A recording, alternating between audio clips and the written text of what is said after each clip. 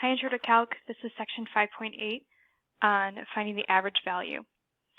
Mrs. Green scored an 85%, 90%, 55%, 80%, and 75% on her math tests. What is the average of her scores? This is a problem that you guys have been doing for a long time, but understanding how to do this is really what today is all about. So you would add up all of these test scores, and then you would divide by how many there are. And when you add all those up and divide by 5, you end up getting 77. And the unit will be percent because all of these here were percents. So anytime a question in our calculus context asks you to find average value, you are going to add up and divide by how many there are. For example, in number 2, the average value of f of x equals 2 minus x on this interval. This is the exact same diagram that you had the previous day. We had an area here of 18 and an area down here of 8. And the area is the integral from -4 to 6 of f of x dx. And remember that that integral is a sum. It's the sum of all of these little rectangles that live inside, going all the way through this function. So what this is saying is add up all of these function heights and then divide by how many there are. And how many there are is actually a lot. There's an interval length of 10 because there's so many rectangles that are there. So we have the area, the net area I should say, is 10 because it was 18 minus 8, and then we'll divide by 10. And so our answer is 1. 10 divided by 10 is 1. So the average value of the function, remember that the function is all of these different values going down. So on the interval from -4 to 6, the average value of that function is equal to 1. And it's because you do the integral divided by the length of the interval within your integrand. Number 3 is going to be homework. Number 4 is homework. Number 5 is homework. Number 6 we can do together. So number 6, find the average value of this function on this interval. So your average value will be the integral divided by the length of the interval. And so now this is an amount that we can find using the geometry that we've been studying. So the root 9 minus x squared is a half circle, and it's a half circle with radius 3. And then you're going to add 4 units. You're just going to do a vertical shift. So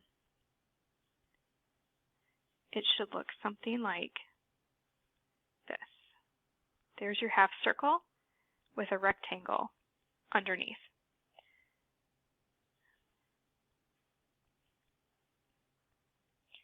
So we have a rectangle that is 6 units wide and 4 units tall, so 6 times 4 is 24.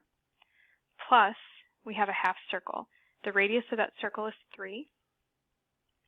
So the full area is 9 pi, and then you divide it by 2. And then you can divide it by 6. And I would be okay leaving your answer just like this, or you could do the division. 24 divided by 6 is 4. 9 pi over 12, because 2 times 6 is 12. You could simplify and get 3 pi over 4 plus 4. Number 7 is homework. You can put this into your calculator, or you could think about it graphically. Just think about what the graph of sine x looks like. Number 8, we're going to use our calculator to figure out. So put that function into y1.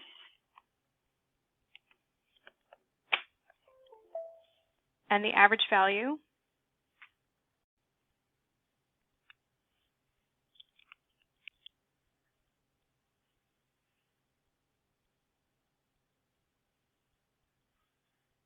we'll take the sum of all of our function values and divide by the length of the interval.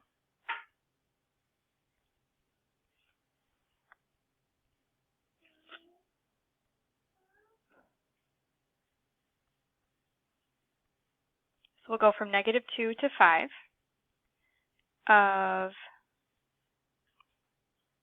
0.4 cosine 2x minus 1. Again, you could have put that into y1 like we did on the other problem, or you could just type it in right here.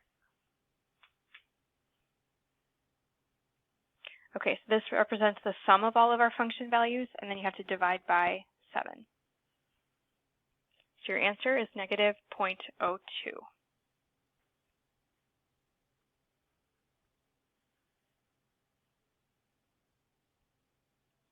Okay, and the last question that we have here is find the average rate of change, and that is different than the average value. The average rate of change is something that we've been studying since the very beginning of the year, and it's a fancy phrase for find the slope between the 2 points that are the endpoints on this interval right here. So step one will be to find f of -2 and f of 5. So plugging that into your function, 5 times -2 is -10, plus 7 is -3. And when you plug in 5 times 5 is 25, plus 7 is 32. So those are just the ordered pairs, and now you're finding the slope between those points. So y2 minus y1 all over x2 minus x1.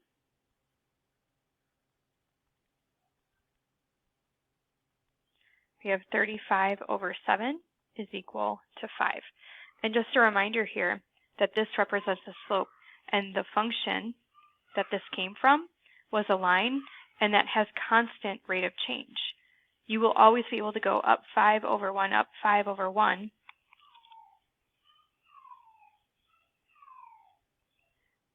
And this slope will always be 5 because you have a linear function.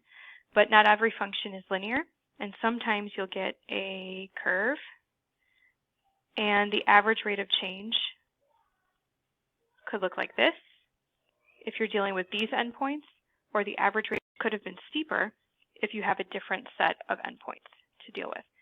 So those are the two big ideas for the day, is that you have average value, which is the integral divided by the length of the interval. And the question will have to say average value. And then you just want to compare that to questions that say what's the average rate of change, because that's different. That's really just the slope between 2 points. So just think about those two phrases, average value and average rate of change. So go back through this document and finish the problems we didn't do for homework, and I'll be looking in your binder to give you points.